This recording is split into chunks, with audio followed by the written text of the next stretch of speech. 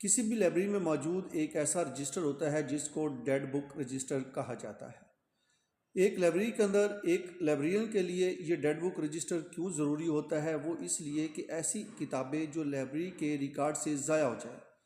خراب ہو جائیں، پھٹ جائیں، یا جن کی جلد ایسی ہو جائے یا اس میں سے پیج ایسے پھٹ کے بکھر جائیں جو دوبارہ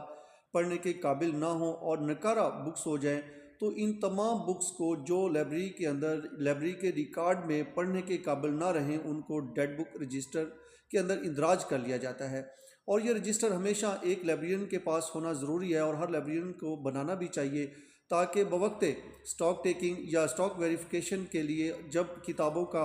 اکاؤنٹنگ ان کی شروع ہو تو اس میں یہ مدد فراہم کرے اور ان کو بتائے کہ اس لائبریری کے اندر کون سی کتابیں جو ہیں وہ ضائع ہو چکی ہیں۔ اس ڈیڈ بک رجسٹر کی مدد سے کسی بھی لائبریرین کے لیے آڈٹ کے اندر بہت ساری آسانیاں پیدا ہوتی ہیں۔